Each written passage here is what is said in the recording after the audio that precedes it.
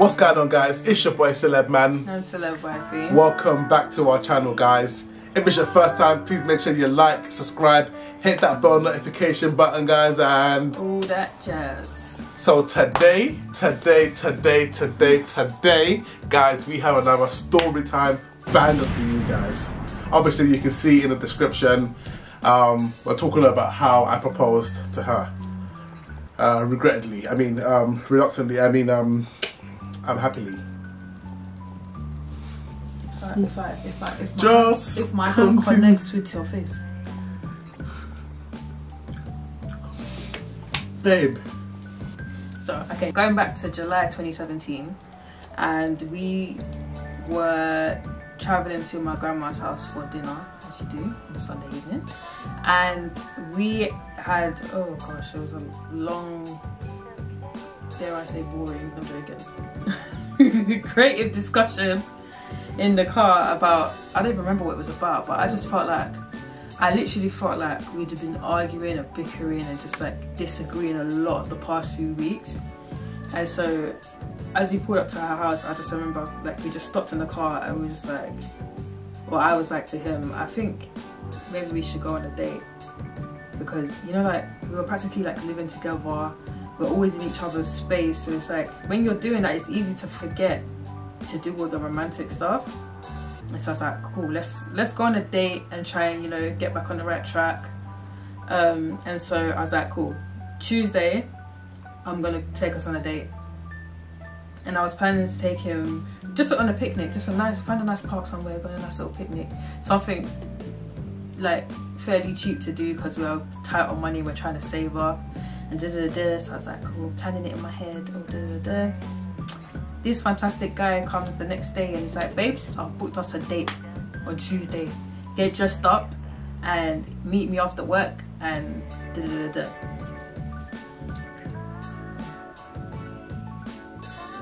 I don't remember it like that. That's what you said. I don't remember it like that. You hijacked my date. I don't remember it like that, to be honest. I don't remember it like that. Okay, how is it for you? So for me, it was like this. Yeah, we was going through some rocky times. And always like arguing and that, and because I felt like me and her weren't on the same page, and in order for me like to propose or to do anything like that, I had to feel like we was at the same page. We was both in our mid-20s and we was bickering over, like I felt like I was in my early 20s. You was 24? 23. Okay, early 20s, I was in my mid-20s, and I was thinking like, I felt like in order for us to progress, we had to be in the same place. So because we weren't, that's why we was bickering.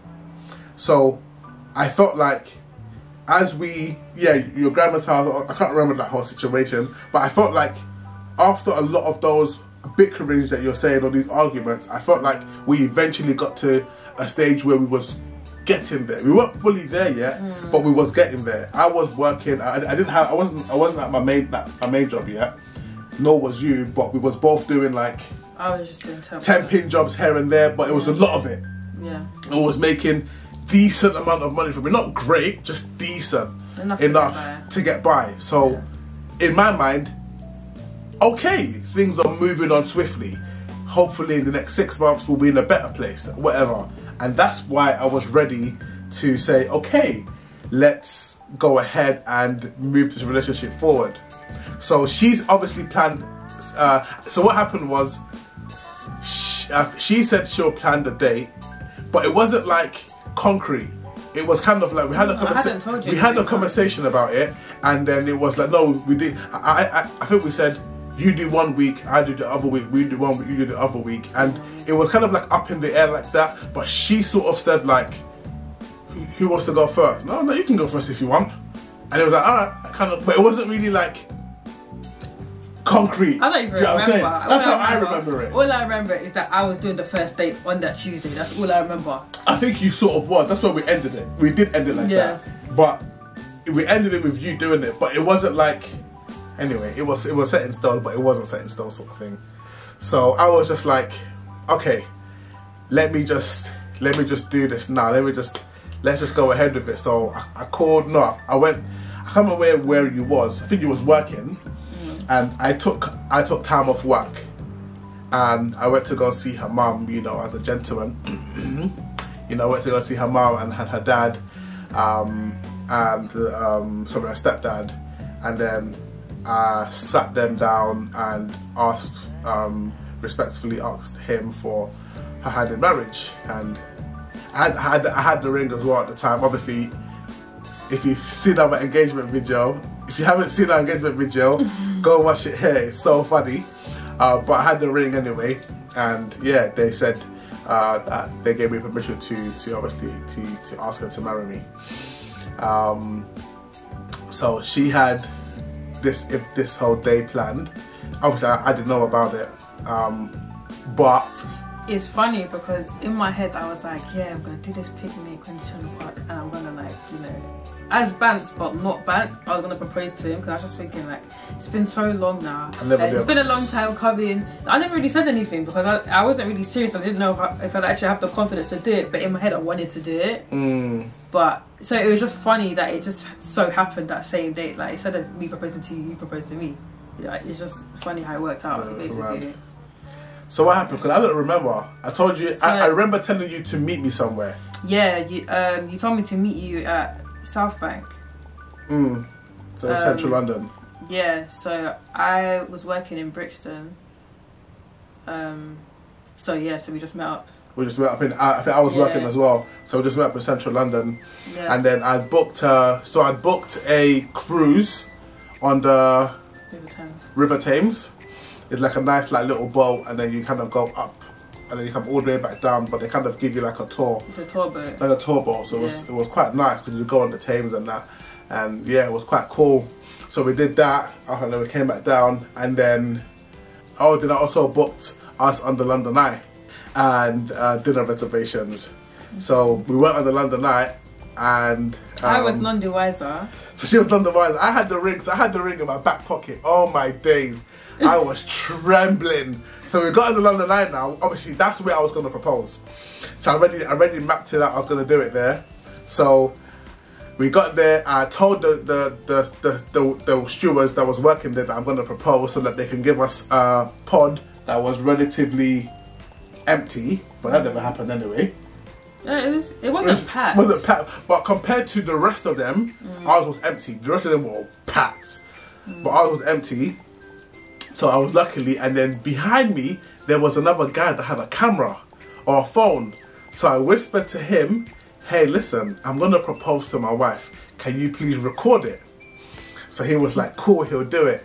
So I had that little setup. Anyway, we got on the pod, we're going up the Millennium Wheel, and she's like, oh babe, you okay? You scared? And I'm like, yeah. I'm scared of heights. You don't see it in the centre. You just bare sitting. It was just like bare serious. I was so scared. What's wrong with you, man? Like, I mean, I'm scared of heights. I was shook, but it was a beautiful view. So I was just like enjoying myself. Like, oh yeah, hi, this is nice.